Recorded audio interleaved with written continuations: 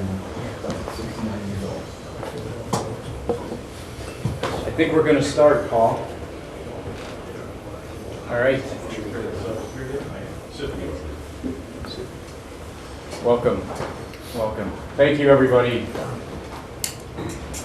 Thank you, everybody, for coming. We've got a few people that'll probably wander in, but we'll go ahead and get started. It's getting a little bit late. So, cybersecurity and higher education. I hope that's why you came, because that's what we're going to talk about. So I appreciate you being here.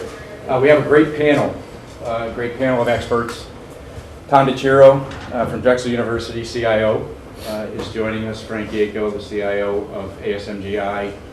Ken Makoid, Vice President of Sales in the Eastern Region for Flexential, our data center partner. And my name is Steve Roesing. I'm the CEO of ASMGI. So basically today we're going to just real quick paint what the landscape in higher education is as it relates to cyber, and then just have some discussion topics, right? So we've got four topics outlined, and then we'll wrap it up with some conclusion and everything. But our goal today is to really make this interactive. We want to leverage the knowledge of our expert panel, but we also want to leverage your knowledge as well. So please feel free to chime in with questions or comments, any of that along the way. Hey Steve, could we just, maybe because we have such a small group, maybe everybody can introduce themselves and where they're from? Oh, that would be great. Yeah. That would be great. Just back up. So let's start over there, Mr. Molina. All right, Pablo Molina. I am the CISO at Drexel. I work for Tom, so I'm going to be cheering for him. All right, all right. You're gonna be, the heckler, right? He's going to try to stop us with questions. That's his job. All right. Please pull up. Bill Mooney, Deputy CIO, Drexel University. Excellent. Joe Makoid, CEO of MacTrax and advisor to Stephen and the ASMGI team. Great. Dominic Damastius, CIO. From higher education or from the private sector? Gotcha. David Armstrong, CISO, Judge Group. Yeah. David is saying, well, we should talk afterwards. Right? Not in higher education, but a lot of parallels between the staffing industry and higher education as far as moving bodies around. Sure. Please, right behind you. Jeff Ryan, System Administrator from Rowan College. Thank you for coming. RJ Prego, Flexential. Jared Welford, also with Flexential. John Alessi, actually with Drexel University, focusing on online education to corporations. Nice. Stephen Murray, Texas Ball. Matt Laskowski, also Flexential. Great. You guys Part of Duo? Yes. Okay. Do you want to say any more about No, yourself? Are you good? Are you okay? Are we good? Yes, sir. We keep going. Okay. All right. So cyber and higher education. Why is it so challenging? Really, it's just like any other industry, right? And so a lot of words, and I put a lot of words purposely because I don't really want you to look at the slides. I want to talk through this stuff. But there are a couple key points up here, right? Higher education has to manage a lot of variety, a lot of different types of data, right? And it's a very decentralized model. So in a lot of enterprises and a lot of verticals, a very small group of people manages most of the sensitive information.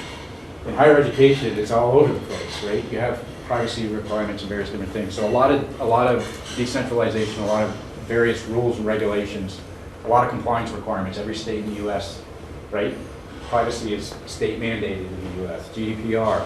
Most universities are recruiting people internationally, so they have to meet international privacy standards and various different things like that. HIPAA, PCI, all kinds of different requirements. We're going to talk a little bit about some of the assessment and compliance requirements things, but that's a challenge.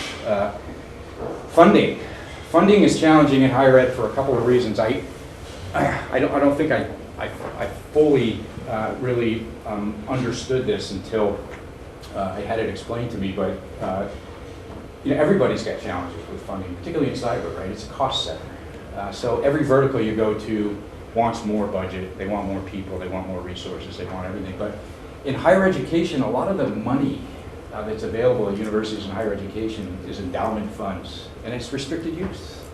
You can't just apply or allocate funds to cybersecurity because you want to, or because you need to, or because you think you need to. So it's different than building a business case in a lot of ways.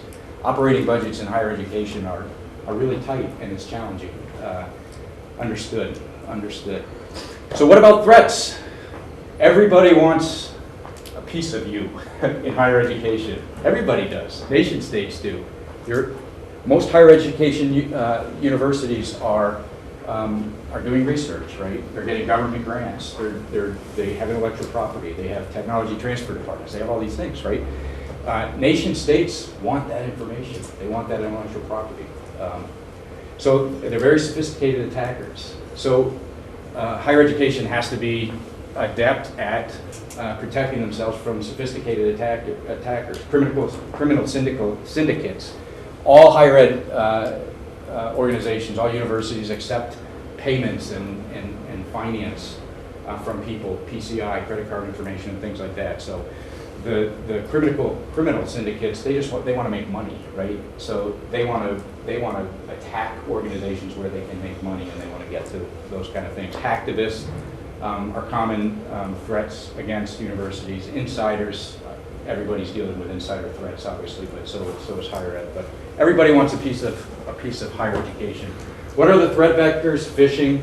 I mean, this is common. Some of these are pretty common across all industries, but people are sending very sophisticated phishing emails today. Social engineering, right, against higher education, and because a lot of the sensitive data is so spread out and so decentralized, it makes phishing attacks and social engineering that much richer of a venue, of a channel, of a path. So access control, software vulnerabilities, viruses, malware, ransomware, these are all things that are showing up a lot in higher education. So the Internet of Things is affecting all industries, again, healthcare and manufacturing, right, with OT and those kind of things, but higher ed as well. And again, it's a lot of what's going on in technology transfer, but smart cities, and just making every device on campus smart, everybody carrying endpoints and those kind of things. It's a big challenge. It's a big challenge. What do you think, guys? And it's not only limited to just the education side of an institution with the healthcare, hospitals, teaching hospitals that are part of a lot of higher ed education or universities, that becomes another vector as well. Yep. What are the common threats that you're trying to protect Drexel against? Pretty much everything. So it's everything you said. The real challenge from a higher ed perspective is to the point you made. So we are typically open institutions, right? The sharing of knowledge. And at the same time, we're trying to protect the university employees, the faculty, staff, and students, and their information, as well as the intellectual property and the information of the university at large. And so you have to balance this notion of how tightly you secure things down and how open you are. And so you have to take a sort of a methodical approach and look at where your maturity levels are in particular areas, and then try to figure out how you can isolate certain data elements that are the most sensitive, and then build your security programs around those smaller footprints. You can't really lock the university down when you start talking about class material like a syllabus or something of that nature. And if you try to run a program like that across the entire spectrum of the university, you basically bankrupt the university. So it's really, how do you balance what you protect, how much protection you put around it. And it really starts with first doing an assessment of what your maturity level is in certain areas. And you want to try to bring in some outside eyes to look at that, so you have an unfiltered, honest assessment of where you really are. Mm-hmm. And then you really have to go out and message and evangelize how important this is. Although at my particular institution at Drexel, we have a very sophisticated board of trustees who are very interested in cyber because of the work that they do in their normal day-to-day lives. And they hear about it all the time, and read about it in the papers. It happens at their companies. And so they were very eager to understand, what kind of a program are we going to put in place. And so one of the first things I had to do there was do this assessment and then come up with a roadmap on how we increase the maturity level from where we started to where we're going. Yep, that's awesome. We're going to talk about those things specifically as we move on. What about the rest of you? I mean, what kind of things are you seeing? What kind of threats are you dealing with? What's hot? What's hot in higher ed? Folks, we're always trying to get our IP, as you pointed out. It's very rich, especially a place like Penn, where we have so many different areas and a lot of very bright people. And people are always trying to crack the good stuff, the information, the knowledge. We do see a lot of people trying to get credit cards and what have you. That's on the corporate side, if you will, of Penn, so that's more protected. But the research side is much more open. Yep. And Who's who is attacking the research side? Are you seeing We nation see a states lot come in? Or are of you China seeing? attacks and Russian attacks and Korean attacks, a heck of a lot from that. Yep. Yep. And these, a lot of universities, I went to Case in Cleveland, Ohio, and they recruit locally mostly. The second largest city, population, student body-wise, is Beijing. But I guarantee China is trying to steal intellectual property from that university. It's ironic. It's challenging, to your point, right? So the other thing, to your point, Tom, I think, from a customer experience standpoint, students expect an openness about a college campus, about a university, about their experience. That's even pushed as far as the group collaboration and That's ability right. to exchange information. That's right. With their peers. Yep. As a data center provider, I see those challenges that are presented to you every day on the corporate side as well, right? I mean, they're all faced with being as open as possible for their employees, for their customers, and they're in our data centers, and we got to protect them, right? So 40 data centers nationally, we probably have multiple universities that sit in those data centers, and they fall under the same compliance requirements as major corporations, right? Right. The That's highly exactly right. regulated companies. We're trying to protect their data and their information, and they have the same challenges as every corporation out there. Yep. What we're finding though is, once you start to lock down that data in the data centers and such, while the threats are there, I mean, what do we get, about 2 million? 2 million. 3 million a day? 3 million attacks attempts a day, Yeah. right? That we block and filter, right? So going after like enterprise data is becoming much more difficult for the cyber criminals. So what they're doing is they're leveraging social engineering to just try to find the weakest link in the mix, and those are people. And just as an illustration, and they're getting sophisticated, meaning they actually research about the individuals they're going to spoof. Right. And so we had an incident that happened just this past weekend, where they created email addresses that were the exact same email address as an individual, like a senior person. Right. And it was username.drexel.edu@gmail.com. But if you see the email real quick, you see drexel.edu, you make the assumption, right? You have an Yeah. internal mechanism that says it's Yeah. okay. And Yeah. we happen to be going through compliance training right now, so we got everybody taking cybersecurity training. It's probably like 8 to 12 modules, right, that they're taking. They're about 3 minutes each. They're actually terrific. And so most people are identifying these things based on what questions they're getting asked in the emails when they see them. I need your cell phone number right away. Go buy me a gift card. Right. Stuff like that you wouldn't normally see a dean or a senior vice president send to an employee or faculty That's right. member, right? That's right. We just did a webinar with Noble4 is a partner of ours on a social engineering and phishing campaign side of the business, right? And Noble4 is a platform that you basically, to train your employees or your constituents, you send mock phishing emails and you identify who's clicking on them, and then you train them, right? But one of the big challenges in social engineering is the whole social media thing, right? So the example that she used on the webinar was, you're going to have a company picnic or whatever, and some employee innocently posts on Facebook, hey, going to a company picnic today, and then a social engineering email comes in around, around, hey, you're going to your company picnic today, can I just get your password so I can do this, or can blah, blah, blah, or can you send me a check for whatever, right? And people just, again, in the spirit of just moving quickly, are doing these things, right? They're knee-jerk reacting to them, and it works. Well, in higher ed, we have, we get about 3,200 to 3,500 brand new students every year. So you get this uneducated, 17 and 18-year-olds who freely give out their information. That's right. Yeah, That's right. and are not as cognizant of the Right. risks associated That's right. with this. Yeah. That's right. Us older folk are a little more stingy with our personal information, that's for sure. It's interesting in our data centers with all the universities that are in there. It's the universities, it's the EDUs that get DDoS attacked more than any other environment in our data centers, hands down, for whatever reason. Right? There's a lot of reasons why. Pablo stands in front of the firewalls himself and Yeah. blocks the DDoS attacks. And the reason is because students don't want to take the finance, so they launch a DDoS attack. Right. And they're I would shut the sophisticated. university down and say, oh, it was canceled. So For the remainder of the program, we're going to do 4 discussion topics, like I said in the agenda, right? The first one is about strategy. So these are some of the things that we talked about. We're going to try to build up to, how do we solve some cyber problems. But strategy is a funny one to me because universities put out like a 10-year strategic plan, right? And they build these monstrous 10-year strategic plans. And then cyber is asked to align with this strategic plan. But 10 years is a long time, right? So how do you align with something like that, Tom? I mean, what do you align with it? Well, you don't align the cyber program after the strategic. It depends on what the strategic initiative is. If it's an academic strategic plan, talking about what are the programs of the future, and how many buildings are we going to have, and which is the composition of the colleges and the schools.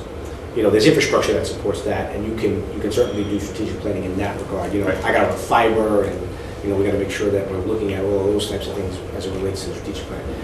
If we're talking about strategic plans from an IT perspective, you really can't go more than 3, and you're constantly changing them every year. So you have to evaluate. Yeah, and you really align to are we building the platforms and the tools that are going to deliver information to our students with the expectation of how they want to receive information. That's the biggest challenge we have. Because the expectation of how data is delivered to students is much different than the administration and faculty who have been at the university for quite some time. And so trying to figure out how you sort of navigate that environment where you're developing the changes that the students expect, and at the same time make the existing professional staff and faculty comfortable with that. Right. But that's a 3-year rolling strategy that we probably update every 12 months. Yep. So it's more like a fine tuning. Yeah. What about some of the other higher ed folks? Do you feel like you're aligning with the overarching strategic plan of the university? It's difficult. Again, a 10-year plan is quite common. When our CIO first got to Penn some years ago, he was meeting with President Gutmann, and they were talking a 50-year plan. Oh yeah, that's good. And he just couldn't wrap his head around it. He came from corporate world. He wasn't used to academia. Yeah. As that gentleman said, in IT and especially in cybersecurity, 1 year, 2 years really all you can look, because things are changing every single day. They're changing very, very quickly. Every single day. And also deliverables. We just talked today that the students that started this past September, age 18, were probably born 2000, 2001, that kind of frame. They've been using iPhones and the like since age 5. They expect that kind of apps on demand. You hit a button and the apps gets installed. And much of our stuff is legacy. It doesn't work that way. Exactly. We have to move with the times as well. We have to adapt to the students, not have them adapt to us. And as a result, the 10-year plan is not practical. That's right. That's right. My 4-year-old son did a video call to me the other day. It's mind-boggling when you figure out how to do that. And it started out as an audio call, but you had to actually switch apps and initiate a video call. And he did it on his own. I said, what are you doing? And he goes, I wanted to do a video call. That's it. But he knew how to do it. It's mind-boggling. I think it's a little bit ironic, actually, and I think we had this conversation, Tom, I think the cyber department has to align. The 10-year plans are pretty lofty, right? Some of the goals are things like, being #1 in philanthropy in your city or things like that. I think the irony is they actually make you more of a target, right? They actually make your job in cyber harder, right? Because so now you have donors that are going to be sending you a bunch of money. Now all these attackers that are trying to make money are like, hey, let's go after the universities because all these people are sending them money. Maybe we can intercept that or social engineer a way to have them send it to us instead, right? Or whatever the case may be. We want to be #1 in research and #1 in grants, government grants. And so the cyber attackers are like, hey, I think we should go after this university because they've got contacts in government and they're doing government projects or projects for the Department of Defense or do whatever. We have I'll say a methodology around prioritizing risk that we use, and maybe it's somewhat similar to what you use in your institutions. But what we talk about is the difference between risk expertise, a qualitative mechanism for assigning values to risk, right, for prioritizing initiatives. I think one of the challenges from my perspective is like, how do you know as a security practitioner what to work on first? Because you got people that are coming at you from all different sides and you have limited resources. So what do you do first, right? So it becomes an exercise of prioritization, in my opinion. And one way is to look at cyber expertise. And so like the CIS is a framework. They, it's a global consortium of cyber experts. So theoretically, at least, these 20 priority items are prioritized according to what cyber experts around the world think are the most critical things. So there's you could build a rational business case for adopting this as a framework. But it's a cyber expertise-based model. There's also, when we're going to talk a little bit about quantifying cyber risk, so we're using cyber expertise and empirical data that we're running machine learning on and trying to analyze and annotating that data against these CIS controls. The interesting thing, and the reason I pointed this out, is because when you do this, when you run the model against this, the CIS controls that are the most pervasive, right, that are responsible for breaches in the historical breach data set are not the same ones that are the top priority that the security experts say are the top priority, right? 14, 13, and 17, controlled access, right? That's identity and access management, quite honestly. Data protection, security awareness training. Those, 13, 14, and 17, those are the priority levels that the cyber experts are placing on things. So now you've got disparity, right? You've got one thing, the cyber experts telling you that these are the most important things to do, and you got the data models telling you these are the most important things to do. Who do you believe? I think, I wanted to talk about one other thing that's kind of emerging. Has anybody gotten involved at all in the breach attack simulators? There's a category now that Gartner has that's called BAS, or breach attack simulators. But these are always on, and they're running. It's like doing a pen test forever, right? Instead of once a year. It's like using automation to pen test against your controls constantly. That's what breach attack simulators do, and they spit out a prioritization of here are the areas in your arsenal that are the weakest links and those kind of things. But in any event, quantifying cyber risk is this model that I was talking about. So we go down this path where we look at not just empirical data and run it against a model, but also cyber expertise, outside in look, inside out look, attack simulation, or whatever the case may be, leverage what you have and run it all through a data modeling engine and quantify your risk, like actually attach a number, a quantified number, a risk exposure to each individual risk. And theoretically then, the priority is whatever's the greatest impact to your business is the highest priority, right? Steve, could I just Yes, ask please. a question? Please. And I'd like to hear Drexel's take on this. One of the challenges we have is you look at data, right? So you're looking at structured data versus unstructured data. The structured data lives in a database. It's in a data center. You can put controls around that. One of the areas I always feel like we're playing catch up in is unstructured data, user-created data, documents, files, Excel spreadsheets. Does Drexel have a strategy that deals with unstructured data as far as somebody in your billing department or somebody in a payroll department creating a document with social security numbers in it? Are there tripwires that you put in place? Because we're investing in this technology, and I'm not going to say the name of it, but I want to try to get a consensus around the actual level of importance you place on the risk that unstructured data represents. So that's a very good question, and I'm going to answer the question based on what our goal is. Implementing that goal is a little bit more challenging, but we do use some tools to help. Okay. So we have a philosophy of putting that unstructured data into secure encrypted environments that are not necessarily on the individual's laptop. Okay. All right, and then we have certain DLP software that really determines whether or not if something is being retracted from that source by a non-Drexel, ID or it's leaking out of the university, so to speak, DLP rules would look and determine what type of data is there. They do a fairly good job of determining whether it's HIPAA or PII or Social Security credit card. And that drives the data And classification. that drives the data classification, which will not let that particular element leave. And if you see, some kind of aberration on your network where these files are being accessed, there's a tripwire goes off. There's a tripwire that goes off, Okay. yeah. But this is a maturing capability, right? I mean, because it's not 100% perfect.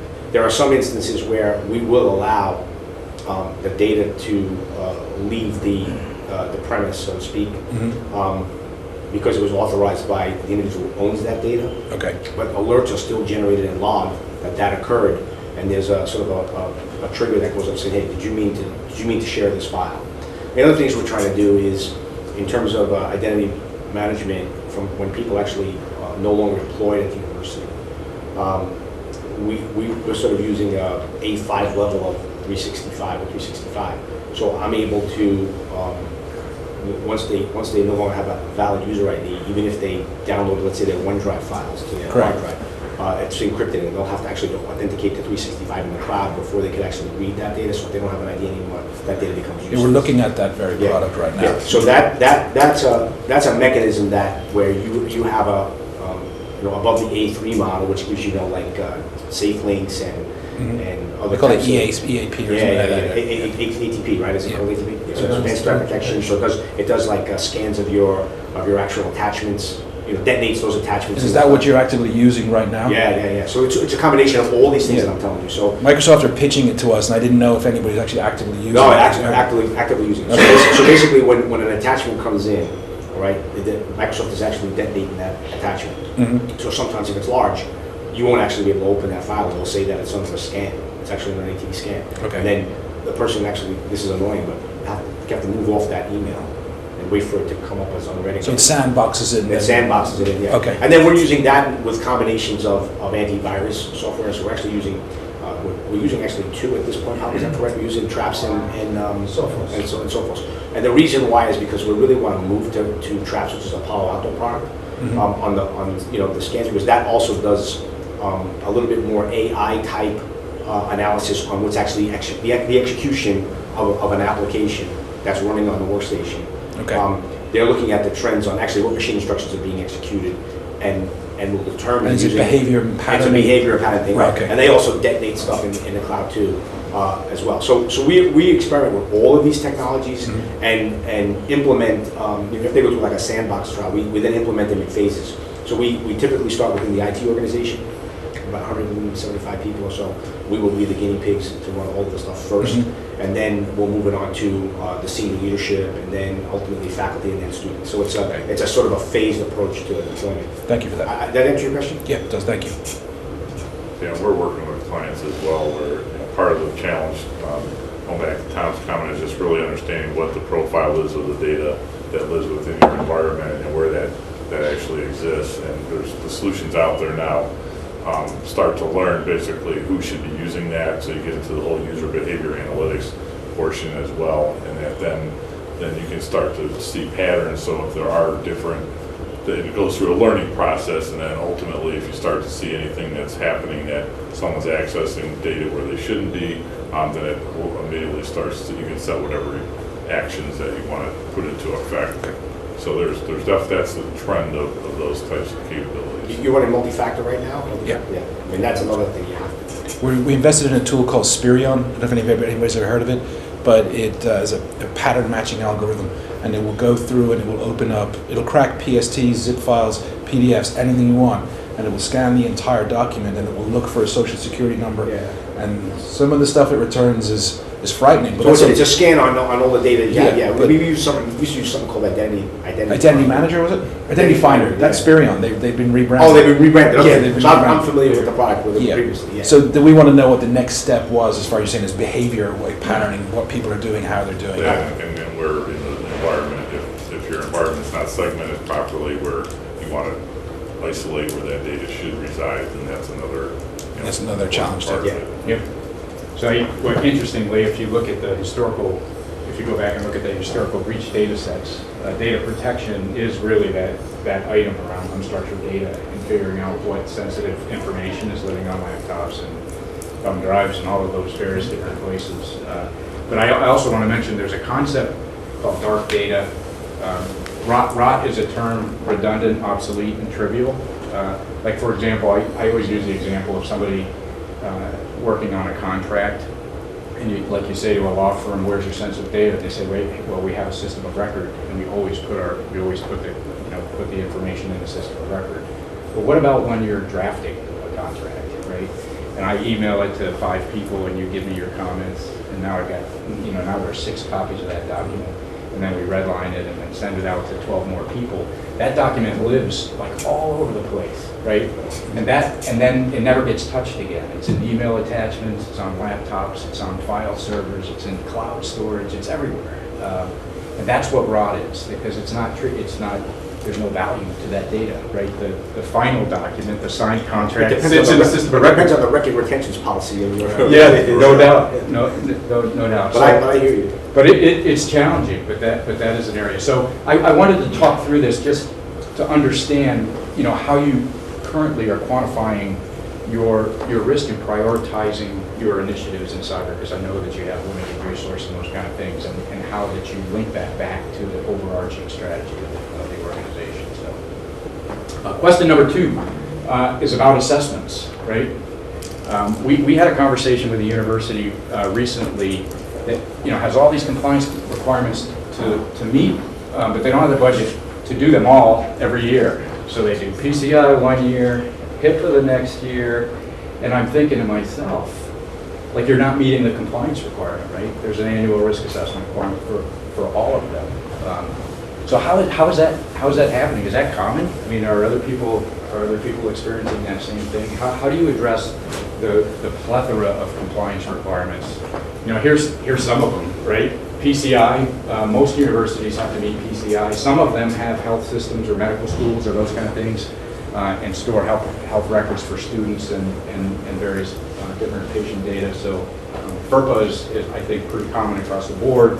GLBA is an interesting one, but it shows up because you're like a finance company, right? You're getting finances, you're getting donor money, and you're taking credit cards and people are paying for their tuition. FSMA, if you're doing any government contracts, you may have to meet FSMA requirements. There could be more than that. But what are you guys seeing in your organization? What kind of compliance requirements do you have to meet?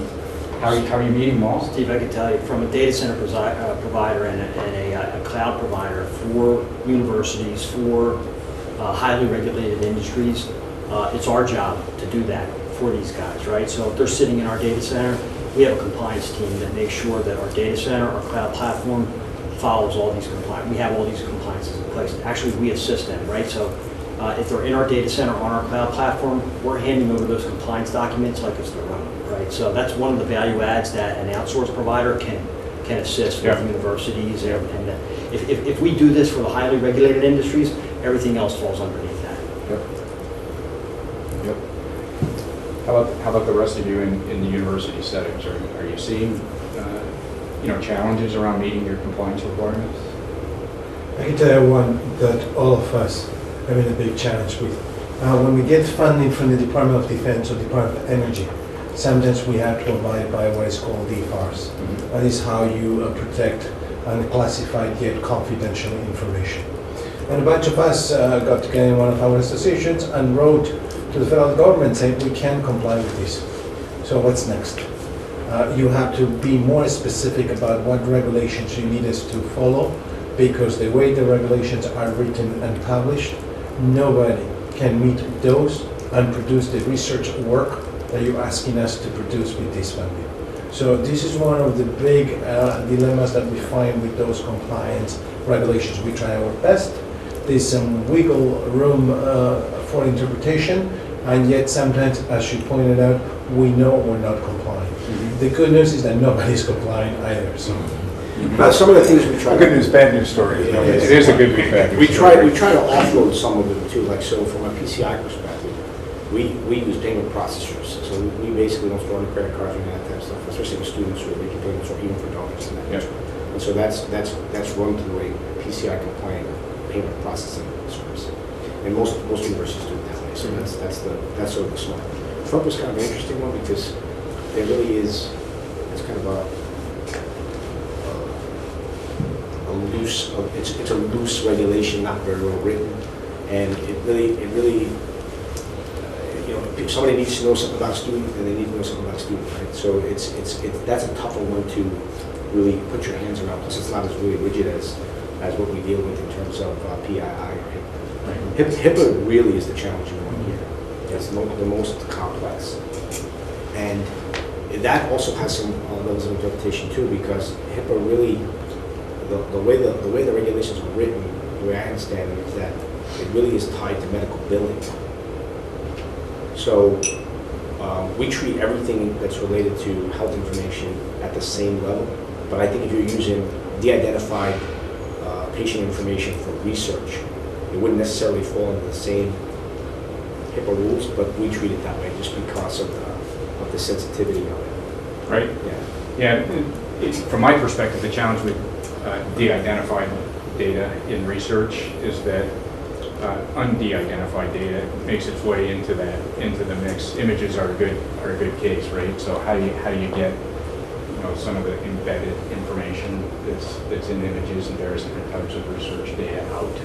It's tough. It can be tough to cleanse and those kind of things. But once the door is open, it's a challenge. There's no question. And the other challenge, I think, from a HIPAA standpoint, ends up being that you've got a health system over here that has their own cyber department and their own, I'll say, way of doing things and their own team. And then you've got a university that generally has its own CIO and CISO and way of doing security. And then you have research that combines resources from both places.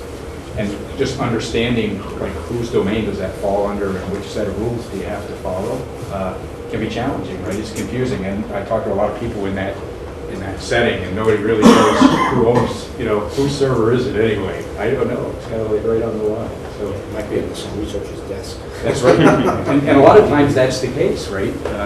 That's the case. And frameworks is another thing, right? So how do you pick a framework?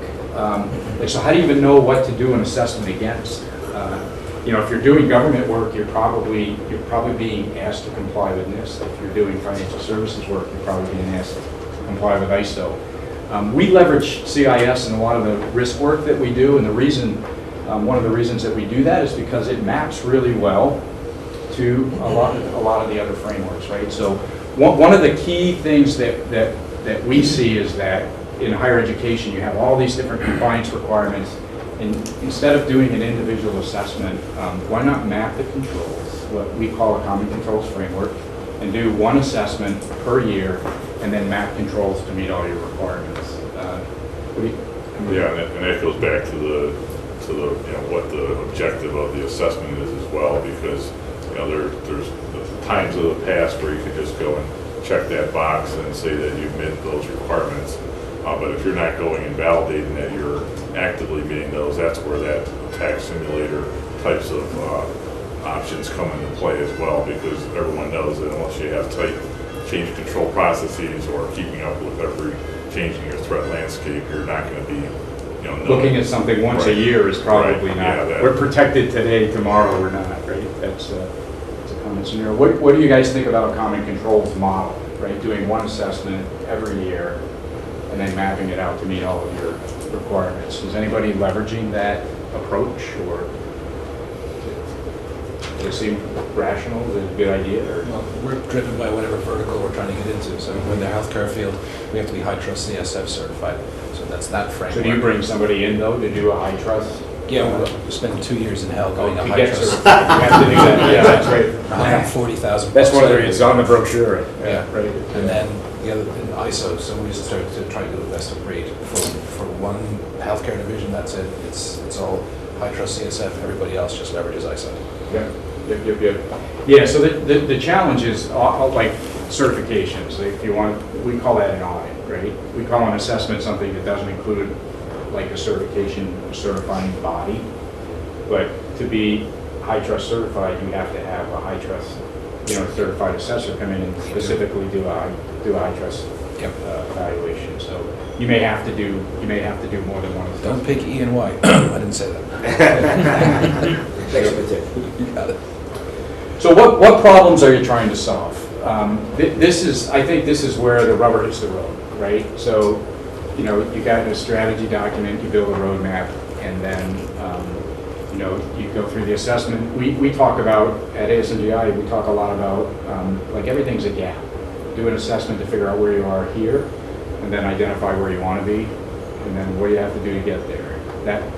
That shows up like a solution, right? That's how you get there, is by doing something about it. So the other thing we talk about at ASMGI is that solutions there's three pillars to a total solution. A program, a piece of technology, and operations. And what I see a lot is this part getting left out of the planning phase and the cost modeling and those kind of things. You have to operationalize a solution or it doesn't work, right? How do you take something in concept and put it into practice and figuring out how to make it work. So three components to everything. So okay, so let's pick something, right? The problem is there's a lot of stuff. There's a lot of stuff to pick from. So how do you figure out what to do? And to me, it goes back to, looking at that strategy and building that roadmap and having a mechanism to help prioritize. Stephen Covey says, don't schedule. How does this go again? Don't schedule your priorities. Prioritize your schedule. No, don't prioritize your schedule. Schedule your priorities. And when I heard that for the first time, I was like, wow, that I think he's onto something, right? he should make day planners. That's no, but if you think about it, schedule your priorities. What's required in order to be able to do that is you have to be able to prioritize stuff, right? You have to figure out what is the most important thing for me to work on. So anyway, as it relates to solving problems, what I basically just wanted to pull this back up for is, people are trying to address all of these types of things. And we have solutions in the portfolio that address all of those things. But maybe this is where you want to start, right? You have to decide what best aligns with your corporate model, with your corporate strategic plan, your university strategic plan, and those kind of things, and which is the right prioritization for you. A key element, I think, in building a solution set is building an ecosystem. And in a modern technology world, to me, what an ecosystem means are these are products that work together, right? So, like you have a SIM that's collecting data from all these places. If you're looking for another tool, try to leverage what you already have, right?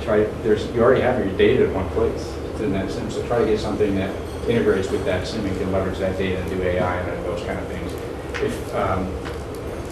Orchestration and automation, this is the other big piece of what I think today in a modern technology world, these are the things that are really, truly creating efficiencies.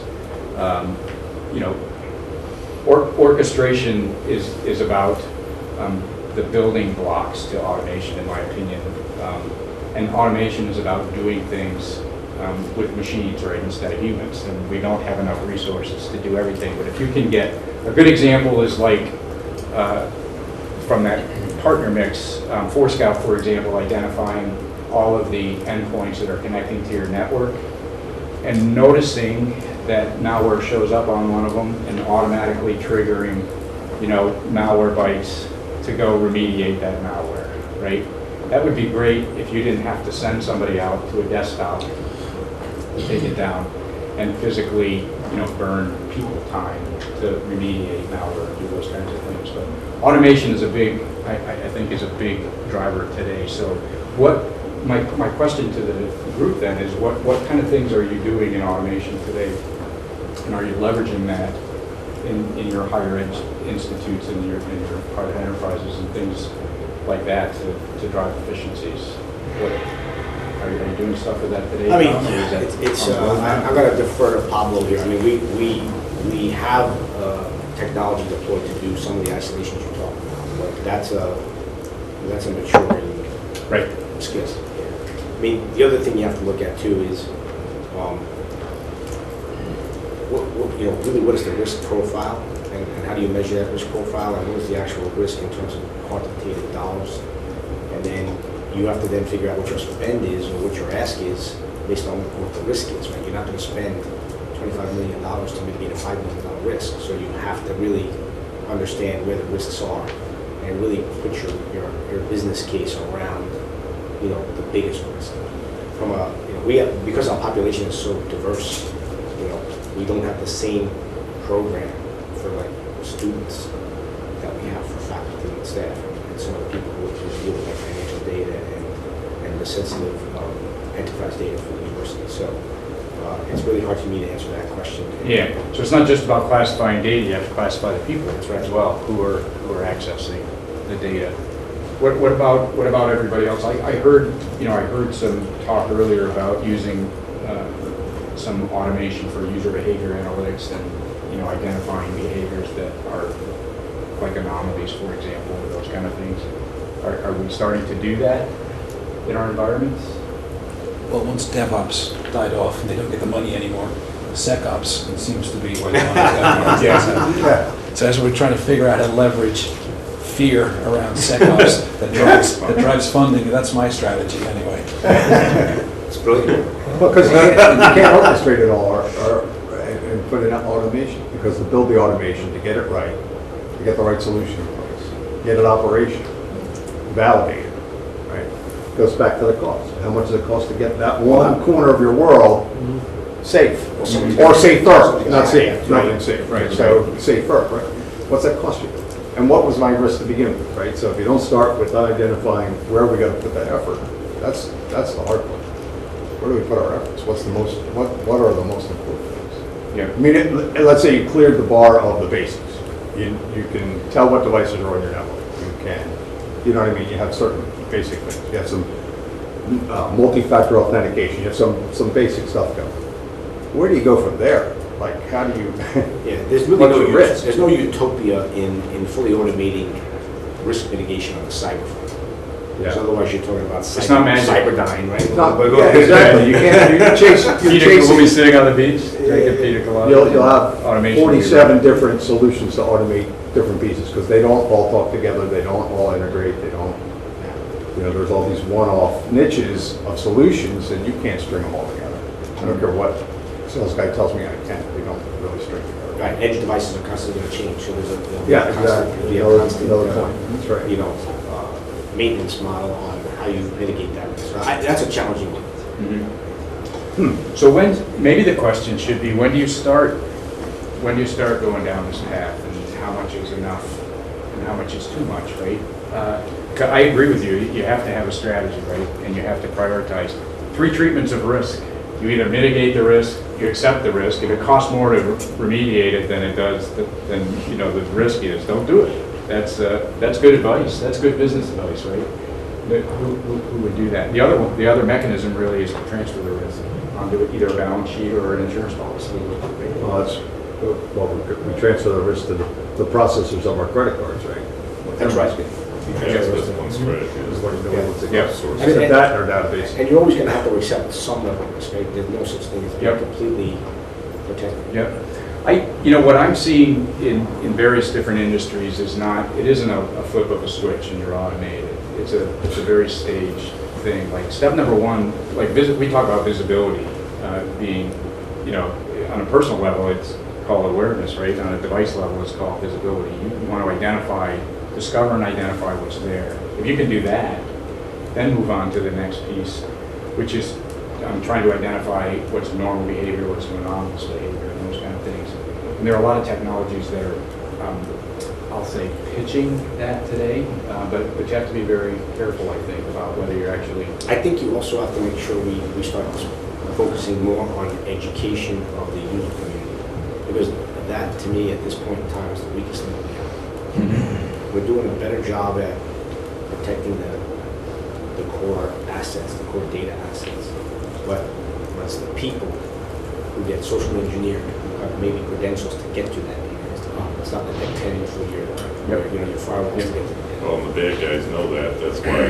That's why they do it. That's why they're not hacking my firewall. That's right. Because they're sending emails. They're sitting around sending messages. They know that's an exposure. So we have to focus a lot of energy on education. Yep. And I think if we go back to that to that one slide, that's what the empirical data says, right? Breaches are happening from a user awareness thing. There's a higher priority than some of the priorities of NCIS security experts. They're for sure. But who should bear those costs? I mean, that's what you got. So should IT bear the costs of training and awareness, or is that part of HR? You have to get HR to be aware first. Well, once you train HR and they're I think you aware. got to do it at the board level. Yeah. Yeah. So, So does the IT department at Drexel then bear the costs of training and awareness? Well, it's almost like it's a budget, sure. Right. right, or if they want to give the budget to HR, then HR's got to Yeah, budget. except we don't, we would prefer that we drive the education. I mean, they could deliver the education to HR, but we will certainly be the ones who determine what type of education and training occurs. Training's an iterative thing. Yes. I don't have the resources in an IT department I can create the content and I can put it in an LMS, I can do that. But I don't have the time then to go back and say, oh, did little Johnny finish his training? Oh, you haven't done it, why is your dog sick? We won't give you a merit increase if you don't take your cybersecurity training. Right, but if I'm trying to get... We have to board policy. Yeah. State of New York just released a regulation that everybody has to have sexual harassment training. That's been pushing out to the IT department. We're supposed to manage this. To me, that's an HR function. That's HR function. So in Drexel, that's an HR function. That's an HR function. That's just awareness training. Right? I mean, we support the technology they're using for the we have to training. do all the Integrate it records. for, log on. and We're getting pushback saying, from HR, we're getting pushback from them saying, no. This is absolutely an IT initiative because you're putting it in the LMS. Crazy. I don't have time to sit there and make sure 5,800 certificates got printed that go into people's phones. So you got to push back on that. Yeah. You got to push back on that. Does everybody else have that problem? Have compliance officers. I've never had HR not want to be responsible for something like that. Yeah. Where do you work? College. but no, I mean, it's this, the security piece is, they don't understand it. It's foreign to them, but sexual harassment, those types of pieces, I've always seen HR be responsible. HR is the delivery mechanism for all of the compliance training. They're sort of the face, but for the content for cyber, it's through us. But there are certain compliance education that every employee has to go through, and there are ramifications if you don't take it. Right. So, and what we see is very similar to that HR owns, and particularly for like a new employee, employee onboarding or provisioning, there's a set of training that's a requirement. It has to be met, and the box has to be checked. We're talking So about there's a automation. platform that does We've that. automated that, so Right. that's completely. So that part of it's it just check boxes. happens, and then, but I see cyber teams owning like phishing emails. They're crafting them. Well, that come out of the privacy office too, but the privacy office always works very collaboratively with the security office.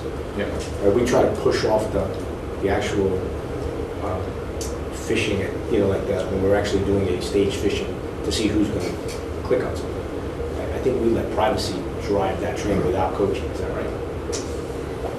Yeah, we work with them, we work with HR, we use the HR delivery mechanisms. No, I'm talking about when we're doing a phishing email to see who's going to click. Yeah, we've done our own phishing in the past, so.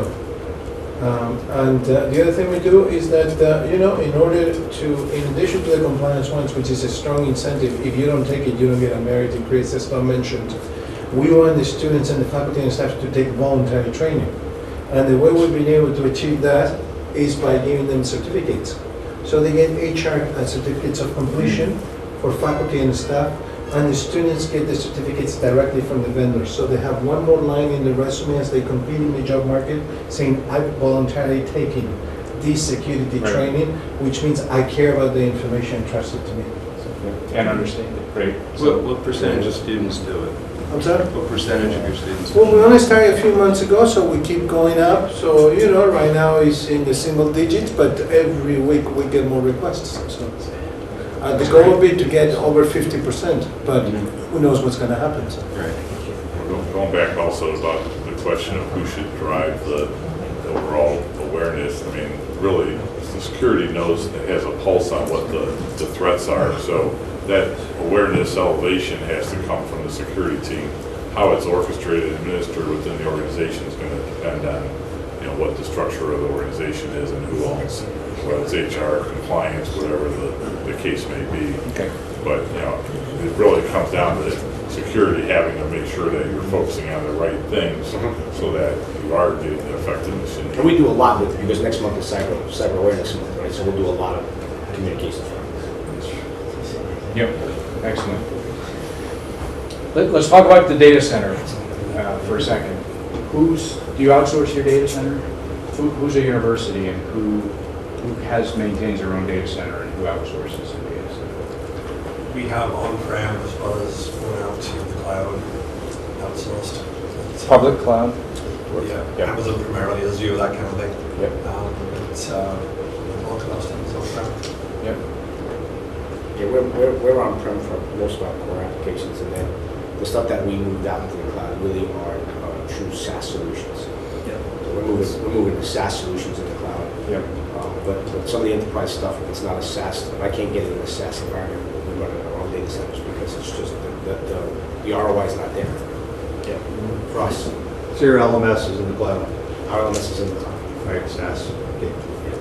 And it sounds like At your office and application stuff. Oh, but that's not 365, that's in the cloud, yeah. Salesforce in the cloud. We're running our ERP. Salesforce, You're running Banner on-prem. We're running Banner on-prem. yeah. I would say the universities that sit in our data centers, it's been an evolution to Tom's point, right? I mean, the economics have to be there to actually jump to an outsourcer. I would say outsourced data centers have become very stable over the last 10, 15 years, so you're seeing an evolution into that, right? For universities, especially city universities, real estate sometimes becomes more valuable than the data center itself, maintaining those data centers.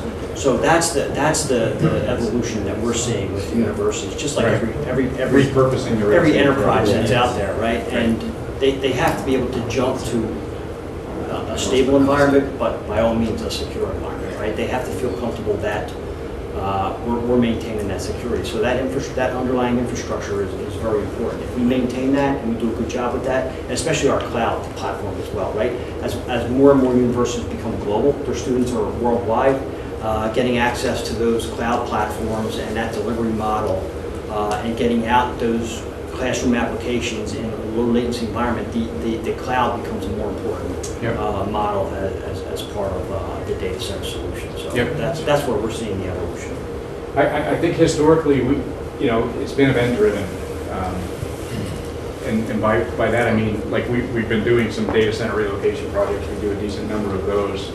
And one large global, it's a manufacturing company, this particular example, but they've got a data center at their headquarters in a 150-year-old building. And it's investor divest, right? So they have to figure out, it's a strategic decision now. They have to figure out, do we invest money in this infrastructure, or do we just get out of here and move to a data center? And they chose to move. It's part of the reason it's got a wood floor and lead windows, right? There was a lot of money that they needed to put into this. They're out of power, all those things, right? So something drove an investigation, an investor divest. And I think those event-driven things happen sometimes. But what we're seeing more today is movement into an outsourced data center for security reasons, various different things. It's the research programs. They have a tendency to make that jump first. Right. We're seeing a lot of that. It's the university hospitals that need that resiliency, right. And it's really the resiliency more than anything else. Those data centers have to be up and running if you have patients, right? So those are the evolutions that we're seeing, right? The research departments, the university hospitals, and then typically, the university could potentially follow. Yep. So from a cyber perspective, this is where I like to go. How many of your data centers look like that? Does anybody have a data center that looks like that? Mine's got gun ports on the side. That's right. That's right. Maybe wood floors and lead windows. I see a lot of data centers that look like that, to be honest. My high-performance compute data center is in the old gun shooting gallery. Right. And it smells like gunpowder. No, I don't think it smells like dirt gunpowder. floors. We cleaned it up pretty good, but I mean, But here's what I've seen in universities, right? What I've seen in the university setting is a lot of the data centers are in the basement in very old institutional style buildings. I'll give you the worst case scenario. You want to do it? No, you don't. My previous institution, not only was the data center in the basement, dirt floor. There was a water pipe. But the water mains went through the. That's right. 100-year-old water main. I see it all the time. When they break, bad things happen. Let's put it that way. Like what? Wilkes up in the Poconos? No. they literally had servers and switchgear in a room that had a dirt floor. Oh, Yes. In the bottom of one of those. That's right. Stuff like that that keeps us in business. So. That's right. See, it's not all bad, it's good stuff. But these are purpose-built, and so that's the point of this, right? Purpose-built data centers, like a lot of modern technology, they're designed specifically to meet the needs of their end users, their customers, right? You all, us all, and various different compliance requirements. So this is a big driver, I think, today of why people are moving into data centers, is because it's a shared responsibility model. My name's going on the contract, I'm still responsible for meeting the compliance requirements, but if I can have a partner that can send me a SOC report or send me a PCI report or a HIPAA report or an ISO report, and I can leverage that because that's where my infrastructure is, then that's a great benefit to me. Security for us is the key, right? I mean, we have to demonstrate that we have the security and compliance in place for not only universities, but the highly regulated industries. That's right. And those, if we just back up to here, these sites, this one sits in Collegeville, PA. It does. When you walk through that door before you get to the data center, you go through multiple secure manways, and people don't get in there that don't belong in there. I mean, correct me if I'm wrong, but that's the way. People traps in there. Six physical entry points that you have to pass through security before you can actually get to the data center floor and to your stuff. So we treat it very seriously. Yeah. Are they renting rack space in there, or are you actually running like a true private cloud? Both. Yeah, so co-location, right? So most companies start out that way, right, where they put their own gear, but they evolve to our private cloud or our multi-tenant cloud. And the beauty of these data centers is they're highly connected, right? So they're sitting on the internet, they're direct connects to the hyperscalers as well. So it's really, it's an extension to the hyperscalers. Right. So that cloud model that we have, highly secure, really geared towards the highly regulated industries, and the extension into the hyperscalers so they have access. Yeah. From a trending standpoint, I think maybe three-ish years ago there was a huge trend, and the hype was moving to the cloud, right? And I'll never forget this moment. There was a CIO of a large law firm, and we were going to move their data center, and then all of a sudden I'm not getting return phone calls, right? So I finally got a hold of the guy. I'm like, hey, how's it going with that data center? He's like, oh, we changed our strategy. We're going to be 100% in the cloud, this year. That was his feedback to me, and I just thought, I was like, okay, see you later. I laughed because it's impossible. The trend was move everything to the cloud, right? Everybody thought that was the answer. Until there's no transport costs. Until there's transport costs and the workloads, right? Every workload doesn't belong in the cloud. The benefit of the cloud is when you on demand, right? If you got a large scale and those kind of things, right? SaaS stuff.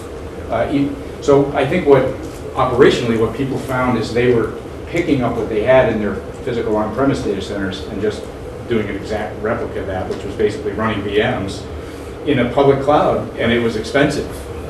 The operational costs were astronomical, and it was actually more expensive, right? And so today, I think the trend is hybrid IT. Oh yeah, there's no question. There's the pendulum went way out to one side. Now it's kind of swinging back. People are bringing workloads back, and they're putting it on bare metal, or they're putting it on somebody else's cloud infrastructure. The hyperscalers are doing a great job, and that will continue to grow exponentially. But there is a niche where you need that highly secure environment that you can taste, touch, smell, right? And that's the extension of the hyperscalers. It's interesting, right? We have 40 data centers nationally, and we have the interconnection of all those data centers together. The hyperscalers are they can't build it fast enough. They're actually they're actually finding our data centers now as edge centers, right? As more and more applications need to be closer to their customers, their end users, it's those edge centers that are out in those niche geographies that are the solution for them. And instead of building it themselves, they're finding our data center. So and so from a higher ed standpoint, and the same thing's happening in healthcare from a digital health standpoint, right? Moving healthcare out from the hospital location, right? Healthcare in the home, that's the ideal, but digital health is doing, online healthcare, visiting your doctor online, virtual visits and those kind of things. But education, same thing, right? teaching virtually is about getting compute closer to the edge and closer to your customer to create that user experience. So those are real trends, and it's worth talking about because not just from the security implications, but there are a lot of value drivers, and they're not always what you think they are from a total cost of ownership standpoint. The real estate thing that you mentioned, Ken, is a good example of that, right? Repurposing real estate is a real value driver for businesses, particularly in metropolitan areas and things like that. So. Yeah, that really just says, and it just gives you the footprint and really where we're built. And again, they're all, the 40 data centers are all, security is the key, right? It's the only way to drive, to maintain that outsource model, you have to have the security in place. And really it's the backbone that connects all those data centers, right? So as more and more applications need to be closer to the end user, it's those edge centers and that backbone that connects those edge centers that becomes key, right? Yep. And we're seeing more universities go in this direction because of the accessibility of that. Yep, and I want to talk about capacity a little bit because what we're seeing in companies that specialize in data center operations is that they have people that do data center operations. That's what their people do, right? If you're a university or a hospital or a manufacturing company, you have people that do education or healthcare or manufacturing. And it's a separate skill set, and all organizations are downsizing and trying to limit resources in some way, shape, or form. The people who do data centers have resources to do data center stuff, so security and IT operations and those kind of things. So it's an interesting play. So just kind of to wrap it up, because I know I'm standing between you and bottles of Tom's fine Really wine. good wine. So that's I don't want to be that guy. But let's just talk about a few key points, and I definitely want to hear any additional input or questions, please. But just don't recreate the wheel, right? So here's what I think we have an opportunity to do in higher education. It's a demanding, challenging environment, particularly as it relates to cyber. But IT, I mean, pick your thing, right?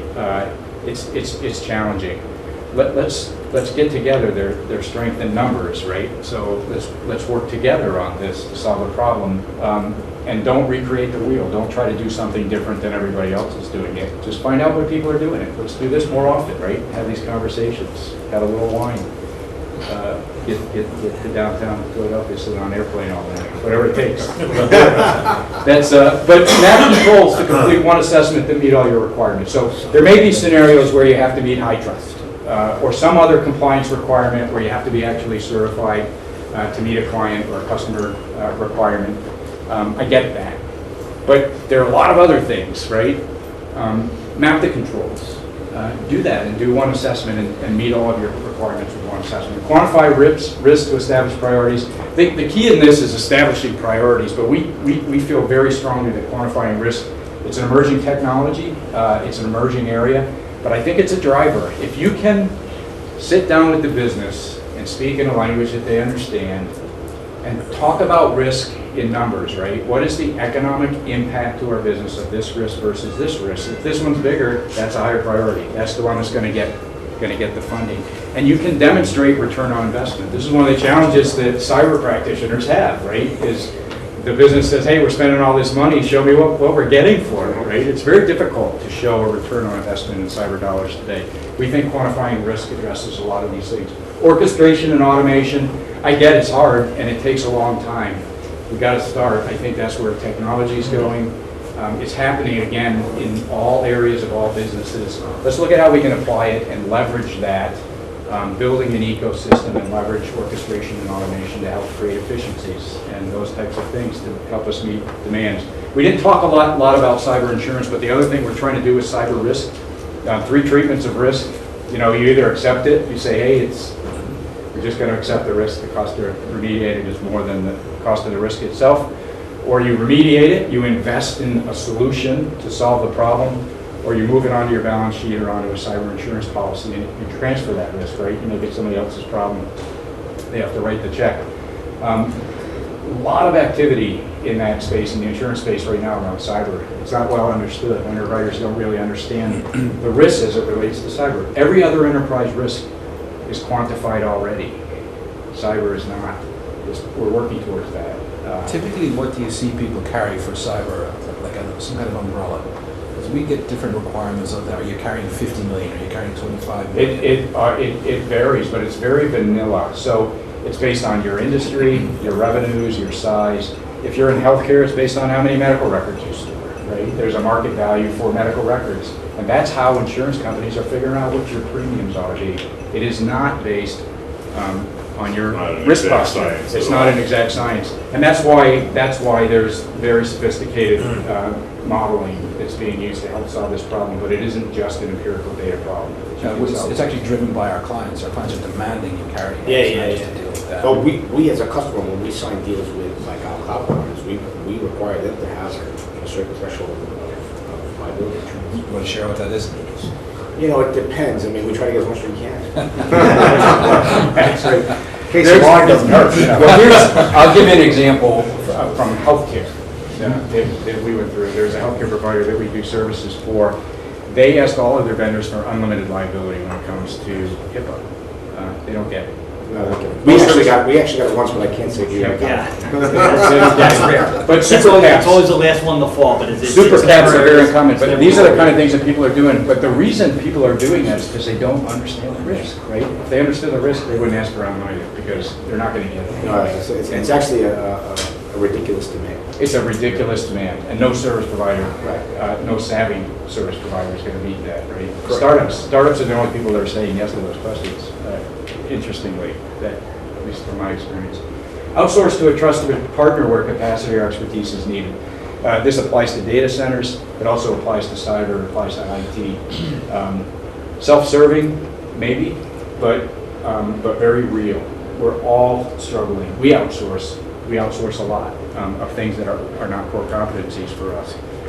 And then we work with our clients to do the same thing, deliver value to them in areas that we call it a gap-based approach. Just like everything is a gap-based approach.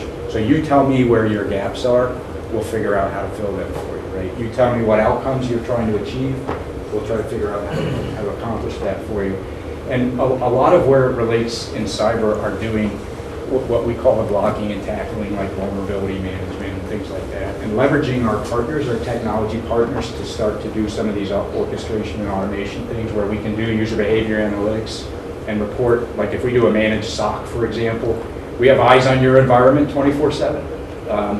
And we watch what's happening. If we see some sideways movement or some things that are an anomaly, alerts go off. So false positives are very common in the alert world, right? Anybody who's ever had to watch alerts or sort through a bunch of data and look at alerts knows that false positives is a big problem.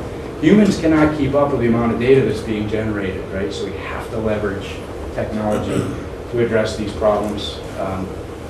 So we're starting to see that. And then there's strength in numbers. So let's work together to solve these problems. And if we all get on the same page, I think, and we work together, I think we can make some progress. We can create some economies of scale and help you address your cyber needs in higher education. Closing comments? Anything? Questions? Comments? You know, Steve, I want to make one point. First off, thank Tom, but I reached out to a lot of you, and I really appreciate you guys making the trip in here. And it really turned out to what we wanted it to be. Tom and I actually had a conversation, and he said, why don't you get some of these schools in and hear what their problems are and let them talk and learn from that. And then I mentioned it to Steve, and that's why we put it together. But we really appreciate it. We know it's hard to get into the city for a lot of you, and it was really productive for us. Thank you. Indeed. Yeah, thanks everybody for your time. But I want to make sure everybody's an opportunity to share anything they want to share or ask any questions. Anything we missed or any things that you guys are dealing with that we haven't talked about?